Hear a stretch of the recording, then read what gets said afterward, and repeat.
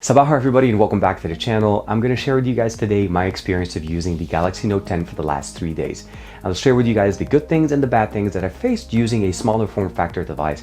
And when I mean smaller, I mean compared to the Galaxy Note 9, even comparing it to the Galaxy Note 10 Plus. The Note 10 is the smaller of the two, and for sure definitely has its own advantages and disadvantages. So I'll go ahead and wrap all of that for you guys after my initial 3 days impressions. This is TK. Let's go ahead and talk about the Galaxy Note 10.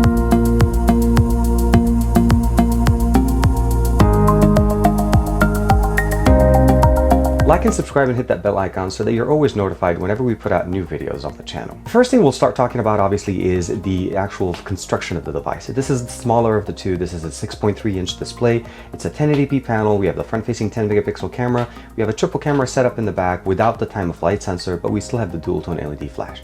Standard focal length, wide angle lens, as well as a telephoto. We have wireless charging, reverse wireless charging, and as you can see, the color that I got here is definitely very nice. It is not as reflective and colorful as the one that we saw at the actual Unpacked, but definitely I still like it very much. On the top, we have a single SIM, single tray, no SD card tray here. We have obviously the microphones, and we also have that little earpiece that's sitting at the top right above the camera, again 10 megapixels. On the right we have no buttons, and that's something that took me a little bit to get used to, so that's one of my little bit kind of a good and bad thing on this. Not having a power button or a button on the right side forced me to almost I kept doing this the whole time, and that's force of habit. All of our devices have a power button on the right, and that's not just even for a short while LG put it on the back and then they reversed it and put it back out there. Even companies that put the fingerprint sensor with the power button, they always put it on the right. But at this point, what we have here essentially is a out of the box, and I'll say this because I got some comments on this on the last video. Out of the box, this button is configured to work as a Bigsby button and awake and sleep button. So you push it once, it woke the display, push it again, put it back to sleep. But if you pressed and hold it, it would basically launch Bigsby. You are able to remap it, and that's what I ended up doing here. So I'll go ahead and put this. I just want to show you guys also my always on display. Let's see, can we get it? Yeah. You can notice right there, I also kind of put in my Goku wallpaper, and that's the wallpaper that you see right here, and I assigned that directly there. So that's one of the really cool things. Live wallpaper, that's one of the really nice things as well. The ability of putting a video on your lock screen, absolute fantastic there. But as far as the actual experience and what you can do, now if I press and hold it, I'm able to launch basically the power button, which is what it's supposed to do. But out of the box, you're supposed to go in here and then push this button to be able to get this feature. Not a big problem, but if somebody doesn't look through it, they may get a different experience out of the box. After you configure that part and you start using the device, you'll realize obviously that there is no 3.5mm headphone jack, and that took me also a little bit to get used to. So I've had to basically start using my USB-C bullet wireless or bullet wired headphones. So those are the ones I got from OnePlus, and they work fantastic. And we have the bottom fire speaker, the S Pen with all of its glory, and all the new features that you get with it, as well as of course the bottom mounted microphone. And of course, I don't know if you guys could see that, but there's supposed to be a secondary microphone sitting ever so slightly right there at the edge. The experience of using the device is definitely very nice. I've been using it with a case from BRS Design. I'll have a video for you guys showing up very soon about those cases as well. But overall, as far as the form factor, this is actually a one-handed device. That was my first surprise. I'm actually able to use this device with one hand. Obviously, I can reach the top. I don't have to do too much finger gymnastics, and then of course getting used to the button factor kind of got better because over time I realized that I keep pulling my phone with my left hand, and this became more and more functional for me because the power button is sitting right there. And again, once you configure it and it stops functioning or initiating Bigsby, the overall experience is definitely very nice. The next thing I want to talk to you guys is may not necessarily be the best situation, but if I turn off the display a little bit and you'll start basically reflecting it, you can kind of see all of the scratches I've accumulated. Again, I've had the device for literally 3 days, and I have not put this phone in a pocket with keys. This is basically just scratches coming up on it, and this is on top the screen protector that comes pre-applied. So luckily I'm not damaging the display, but the fact of the matter is that non-glass screen protectors will always have this, basically they'll accumulate these things a lot faster. I will be replacing this. This is not something that's worrying me too much, but out of the box, most of us rely on the screen protector that's pre-applied. And keep in mind, this is a plastic screen protector. This is not glass. So as far as great protection, you definitely need to replace it. And I'll have a short video coming out for you guys in the next day or so showcasing basically a good replacement option for that. As far as the actual UI, I did get a chance to customize it a little bit, logged into my Samsung account, of course, changed the UI a little bit darker so I'm actually able to enjoy it and get the battery life to go a little bit longer. As we have a 3500 milliamp battery, slightly smaller battery than what we had not even last year with the Note 9, but marry that with a lower resolution display, since this is a 1080p panel, the battery consumption, actually the battery life was pretty reasonable on this, and I actually was very surprised at how long the battery lasts on this device. Out of the box, we're running One UI 1.5 over Android 9.0, and of course the experience is very nice. You can customize the launcher. You can basically this is a customizable shortcut. You can change the grid line, you can bring it down, you can swipe, you can set up all of the things, and you can definitely disable if you don't want it. So I'll go ahead and bring it down. If you don't want the Bigsby Home, you can disable it directly from here. If you do, you can keep it on and then you can access it. And of course, you can customize the home screen, the widgets, the themes, all of that stuff. All of these things I have really honestly no problem. My initial concern at the beginning when I first started using it was the fact that for me to be able to turn off my device, I had to basically click the button here, which basically made it very non-functional every time I wanted to turn off or restart the device. Now that we can reconfigure it, everything works great, and I basically reconfigured it to basically work the normal way that it's supposed to. No issues as far as the storage. That was something that was initially also concerning me, the fact that I had no SD card, but the fact of the matter is 256 of UFS 3.0 storage is definitely something that you don't want to basically sneeze at. It has a lot of storage and it works really, really good. The cameras on this, of course, is just absolutely fantastic. I started using it obviously right out of the box the moment you want to go there. So this is a picture of a nice little orchid there that I'll show you guys right now, overlaying the actual image. I of course went to the beach yesterday with the family and we decided to take some pictures. This was a nice little, I want to say a castle or something like that, but it looks very fancy for a hotel. And of course my son and I were playing there by the beach. Just absolutely fantastic, tons of good time. So here's a quick sample of a video showcasing some of the benefits of having the ability of jumping between wide angle lens and standard focal length in a video running super steady. So this is really nice, just walking in downtown Santa Barbara, looking at the actual, basically the cart there that you can take and go all around and take it to this little tour. Very, very nice. And as you can see, the footage is absolutely stabilized. And again, this is 1080p, but it looks really nice. And we can go all the way to 4K, of course. Now, of course, using the S Pen has its own advantages. The ability of obviously using notes, making different comments.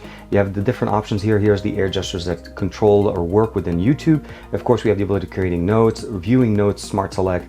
But what I really like it is like I can go in here to Smart Select and I can actually just select this little frame directly in my video. And I can actually share that directly. I can extract the text. I can actually just pin to screen, of course, download it, save it, edit it, and even share with it from there. So it's definitely very, very nice. I also installed, if you notice right there, Good Lock. So that's why I'm using the task switcher that's slightly different. We have the blurred background, the ability of launching applications directly in pop-up mode, which is definitely very, very nice. So I'll go ahead and launch the camera. It opens it up. And of course, I can just basically swipe out from the bottom. Sorry. When you're using it, it starts launching it. So you can swipe up from the bottom, get into the recent apps, and of course you can launch different applications in pop-up mode if they are supported. So an example would be here. Let me go ahead and launch Good Lock. It opens it up, and of course I can open up different things, and you can just keep using it. This is a very nice little side launcher in the middle of your actually system, and then you can jump back in here. Launching the basically back button is sitting right there, and there's a lot more options that you can actually install and set up. So lock star, notice star, and then of course family. You have the one-handed UI, which is I've been basically using right here, and that just enables me to basically jump between the last application. You can customize these little gestures, and it works really nice. As far as the actual toggles at the top, we have all the standard toggles that you've seen before. QR scanner, link to window is something very new, and I'll have a window video for you guys coming out very soon. Power share, which is the ability of reverse wirelessly charging things from this device.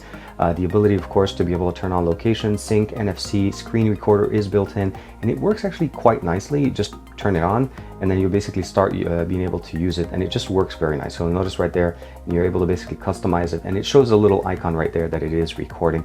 And then once you're done, you just select it, and the video's done, recording saved. And of course, we can basically go in here, scroll down, we have more options, phone visibility, do not disturb. Kids mode is in here, as well as basically S Pen action since I'm in here. Bixby routines was turned on and I did turn it off. Night mode is what's giving me this darker UI, as well as navigation bar is what took the numbers here, or the little navigation buttons up. So you notice right there, even though I'm in an application, swiping up from the center takes me home, swiping up from the left is the recents, and then swiping back here takes me back to whatever the last thing I was doing. Last but not least here, we'll go ahead and swipe this up. As I mentioned to you guys, we have the gestures that are basically built in on the side launcher, and that's because of Good Lock as well as one-handed UI, one-handed operations. So after using it for the last 3 days, I have to say that the Note 10 definitely is no slouch. It's definitely a champ, and it's something that you want to keep in mind if you're looking for a smaller version of the Note 10 Plus. And that's really the best way to describe it. If you're coming from a Note 9, a Note 8, even if you're coming from the S10 Plus, you have to get used to the fact that it's a smaller display, smaller battery, no SD card, no 3.5mm headphone jack, but that's something you have to just get used to. The placement of the power button took me a few days to get used to it. I kept pressing the right side so many times, and that's something to just base out of habit because all of our other devices have had power buttons on the right side, even Samsung phones. But as far as the actual battery life, great battery life. The cameras, as I showed you guys, were very, very nice. Video super stabilized, especially when you turn on that little option there for the super steady. It just looks absolutely like GoPro, like high quality stabilized gimbal holding all of the stuff that you can imagine out of my hand. And that video I showed you guys of downtown Santa Barbara, literally handheld, walking. I wasn't standing, it was walking and handheld. So I'm really happy with the fact that we get all of those features, and of course all of the S Pen features that were added in there. I did end up using it, but I kept using it the same way I used it on my Galaxy Note 9. Not as much as basically using the flippy and all of that stuff with the gestures, because for the most part I was using my phone in my hand. I was never setting it away. So for me, if I had to take a quick selfie and I didn't want to basically extend my arm to the other side, I was using the actual remote functionality, holding the phone down, using my left hand to initiate the picture, and that actually worked very nicely for me. Again, something that we've had on the Galaxy Note 9. Sound is actually pretty decent. I did end up using the wired, basically the bullet wireless, well, not wireless, the bullet wired headphones. I like those. They're nicely inexpensive, as well as the one that came in the box, but I prefer to keep using the same pair till I lose that one and then I basically start using the next one. If you're looking for a great Note 10 device, at this point I would say the Galaxy Note 10 is definitely very, very nice. The screen protector on the front is definitely something you have to replace. It did pick up scratches very easily. It's a plastic protector, it's not a glass protector, so that will happen. So for me, for protection, I always like to install those. And as I showed you guys with the case, I'm using that case from BRS Design. Looks really good. As far as the impressions of what I've gotten from people, I think overall people are feeling like this is the actual right size for the Galaxy Note 10 or the Galaxy Note device. And I feel like maybe they're right. Maybe devices are getting way too big. I personally still prefer them because I like to have a bigger screen when I'm consuming media. But as far as form factor, if you're looking to get into a Note and you're looking to get some basically the latest and greatest as best as we can get it, the Note 10 is definitely one of the best options we have on the market right now. Starts around $950, so it's a little bit less than $1,000, and it actually offers us a lot. Leave me some comments and let me know what you guys think of the Galaxy Note 10. Would you consider getting this, or did you already pick up the Galaxy Note 10 Plus? Last but not least, if you're looking to save about 10% off your next order from Samsung directly in the US, I'll give you guys a link in the description to be able to save some money there, as I feel like I didn't realize that there was a referral program that offers people discounts as well as points to the contributor or the referrer. So they basically supports the channel, but it also gives you a discount up to $250 on your order. Like and subscribe as usual. Thank you very much for the support, and I will see you guys in the next video.